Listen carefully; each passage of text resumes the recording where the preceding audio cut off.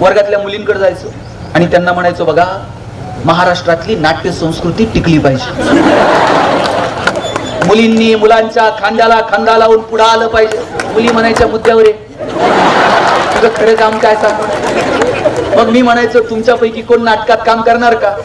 10-20 मुली हात वर करायच्या, आम्ही नाटकात काम करायला तयार आहोत. मुलींचा पुढचा प्रश्न असायचा, रोल काय करायचा नाटकात. आता तिला कुणी सांगायचं तुला द्रौपदी व्हायचं? त्यानं त्याच्याकडे बघायचं, त्यानं ह्याच्याकडे बघायचं. हळूच एखादं पोरग पुढे यायचं म्हणायचं, ताई आता हा किती बचावाचा पवित्र आहे. हे पांडवांपैकी आहे, पोरगी द्रौपदी. ते म्हणताय, ताई तुला द्रौपदीचा रोल करा. द्रौपदी म्हटल्यावर सगळ्या मुली खाली हात घ्यायच्या.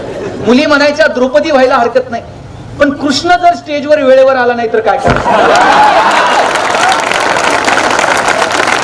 आणि कृष्णाची गॅरंटी कुणी द्यायची, ते वेळेवर येते की नाही. आता द्रौपदीची मुख्य भूमिका करायला कोण तर पाहिजे.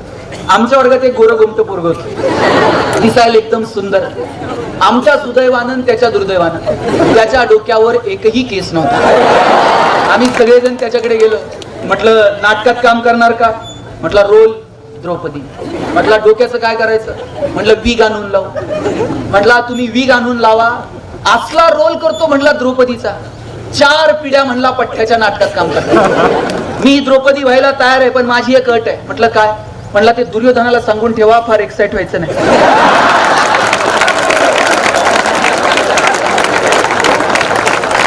त्याला म्हटलं, दुर्योधन माझ्या ऐकण्यात आहे, काळजी करू नको. आता मी सगळे कॅरेक्टर शोधत होतो, मला भीम सापडत नव्हता. भीम जरा धष्टपुष्ट पाहिजे. आम्ही सगळे किडकिडीत. मी DY पाटीलला, शेजारी इंदिरा कॉलेज, 2 कॉलेजच्या मध्ये जिम होती. आणि त्या जिमच्या बाहेर एक पोरग रोज कॉलेजच्या बाहेर त्या बुलेटवर चक्र मारायचं. प्रत्येक कॉलेजच्या बाहेर असले 2-4 असतात, त्यांच्याकडे लक्ष द्यायचं नाही. त्याला एक दिवशी मी थांबवलं. म्हटलं, बाहेर चक्र मारून काय करतो? म्हटलं, आम्हाला कोण कॉलेज लिहून देत. म्हटलं, तू येणार का? म्हटलं, काय करायचं? म्हटलं, नाटकात काम करायचं. म्हटलं, रोल काय करायचा आहे? म्हटलं, पिळदार शरीर यष्टी आहे, भीम व्हायचंय. म्हटलं, तो म्हटला, मी भीम व्हायला तयार आहे, पण द्रौपदी कोण आहे सांग. म्हटलं, मी त्याला म्हटलं, वर्गातली सगळ्यात सुंदर मुलगी द्रौपदीच्या. एवढं खुश झालं, ते पदर खर्चानं गदा घेऊन आलतं नाटकात काम करायला. आता मी सगळे कॅरेक्टर शोधले होते. मला 5 पांडवांपैकी एक कमी पडत होता. तो कुठून आणायचा? आमच्या वर्गात एक पहिल्या बाकावर बसणारं पोरग होतं, ज्यानं आयुष्यात अभ्यास सोडून दुसरं काहीच केलं नाही. प्रत्येक वर्गात असलं एक तर असतंय. कधी पिक्चरला नाही. ते पिक्चरला आम्ही त्याला घेऊन गेलो ना, त्यानं 2 वर्षात शिट्टी वाजवली नाही. ते पिक्चरला येताना 1 रुपयाची शिट्टी घेऊन यायची. आणि खूप मोह झाला की खाली बघून असं शिट्टी मारायची. त्याला म्हटलं, मान वर करून मार. ते घाबरायचं. त्याला म्हटलं, अरे कोण बघत नाही, पडद्यावर कुणाला कळतंय कोण शिट्टी मारते. प्रेझेंटेशनला सुद्धा त्यानं कधी मान वर केली नाही, खाली मान घालून बोलणार. पण आम्हाला गरज होती. म्हटलं, नाटकात काम करणार का? म्हटलं, दादा मला मान वर करून बोलता येत नाही. म्हटलं, बोलायचंच नाही. आपल्या सरांनी आपल्याला काय सांगितलंय? S for strength, W for weakness, O for opportunity, T for threats. तुझी मान खाली आहे ना, तुला शोभल असं काम देतो. म्हटलं, काय? म्हटलं, 5 पांडवांपैकी एकाची भूमिका तू करायची. द्रौपदीचं वस्त्रहरण सुरू झालं का शर्मेनं मान खाली घालायची, नाटक संपेपर्यंत वर करायची. शोभल असं काम. सगळे कॅरेक्टर ठरलेले, सगळ्यांना सगळं माहित होतं. फक्त भीमाला माहित नव्हतं की द्रौपदीच्या भूमिकेत मुलगा मुलीचा रोल करतो. द्रौपदीच्या वस्त्रहरणासाठी दुर्योधन आणि दुःशासन पुढे निघाले का भीम त्यांच्या मागच गदा घेऊन. आम्ही दुर्योधनाला म्हणायचो, पुढे हो, द्रौपदीच्या फक्त पदराला हात लाव, कृष्ण येतोय, प्रकरण मिटतंय. दुर्योधन प्रचंड घाबरलेला. दुर्योधन म्हणला, ते इतिहासात काय झालं ते झालं म्हणला, तुम्ही भीमाला पकडा, त्याशिवाय आपण द्रौपदीच्या नादाला लागत नाही.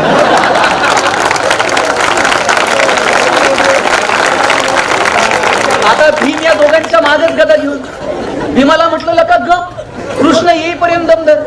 भीम माईक जवळ गेला, जोरात गदा फिरवली, म्हटला, इतिहासात काय झालं ते झालं, आता नाही. जोपर्यंत हा पठ्ठ्या स्टेजवर आहे आणि आपल्या हातात गदा आहे, तोपर्यंत द्रौपदीचं वस्त्रहरण होत नसतं. बरं, कृष्ण स्टेजच्या मागं घामाघूम झालेला. कृष्णाला म्हटलं, तू तरी ये. कृष्ण म्हटला, इतिहासात काय झालं ते झालं. भीमाची गदा खरी असल्या कारणानं आणि आमचं सुदर्शन चक्र थर्माकोलचं असल्या कारणानं समोरासमोर लढाई होऊ शकत नाही. आता आम्ही ठरवलं दुर्योधनाच्या मदतीने भीमाला पकडायचं. हल्ली कुणी कुणाची मदत घेत, आम्ही भीमाची घेतली म्हणून काय झालं, आम्ही दुर्योधनाच्या मदतीने भीमाला पकडायला गेलो आणि भीमानं जी गदा फिरवायला सुरुवात केली ती फिरवता फिरवता चुकून द्रौपदीच्या विग मध्ये त्याला म्हटलं शिरली तर शिरू दे, उचलू नको. त्याला राहावे ना, त्यानं जी गदा उचलली, द्रौपदीचा विग एकीकडं, द्रौपदी एकीकडं, सगळं टक्कल दिसायला, सगळं सभागृह हसायला लागलं. मला तर इतकं वाईट वाटलं. म्हटलं पहिलं वर्ष, पहिलं कॉलेज, नाटकाचा कार्यक्रम झाला, आमच्या चौघांच्या माना शर्मेनं खाली गेल्या. आणि आश्चर्य असं, आतापर्यंत ज्याची मान खाली होती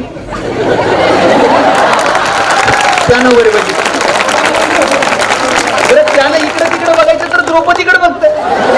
त्याला सांगितलं होतं नाटकात एक शब्द बोलायचा, ते माईक जवळ गेलं आणि द्रौपदीला म्हणतंय, द्रौपदी तू बालाजीला कधी गेलती?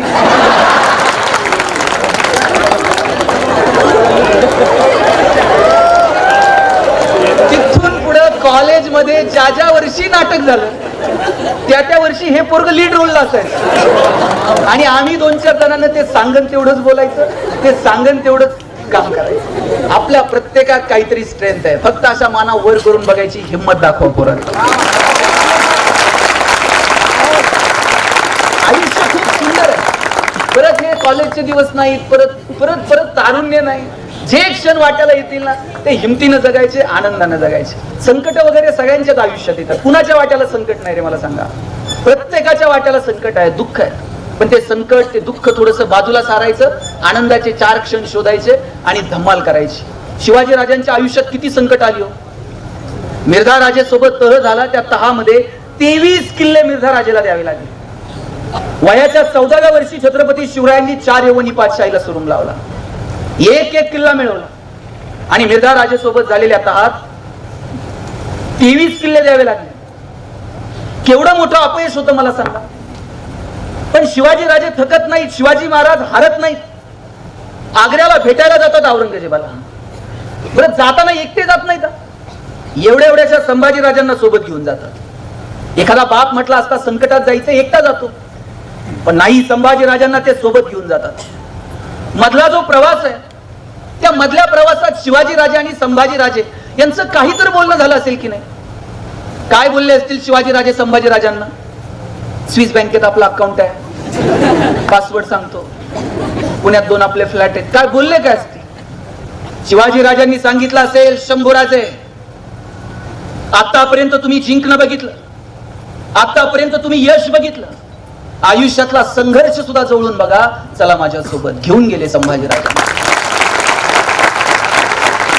तिथं गेल्यानंतर औरंगजेबानं संभाजी राजांना एक हत्ती भेट म्हणून दिला आणि थोडीशी गंमत करावी म्हणून दिलेर खान म्हटला, शंभूराजे आप इतने छोटे और हाथी इतना बड़ा, इस हाथी को आप महाराष्ट्र में कैसे ले जाओगे?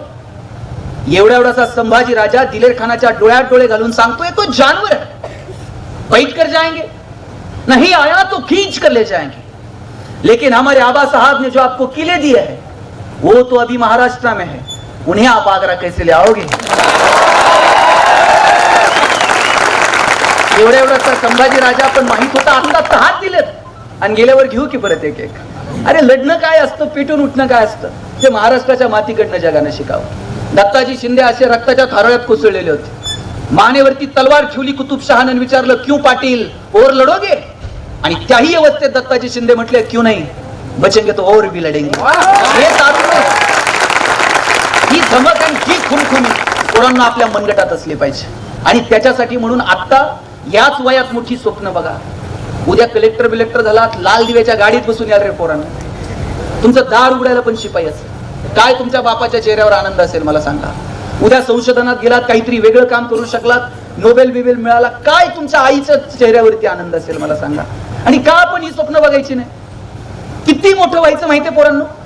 तुमच्या आई वडिलांना तुमचा अभिमान वाटला पाहिजे, इतकं मोठं व्हायचं. तुमच्या आई वडिलांचं नाव तुम्ही पुसलं पाहिजे. ते कोणत्या अर्थानं माहित आहे? आता तुमची ओळख काय?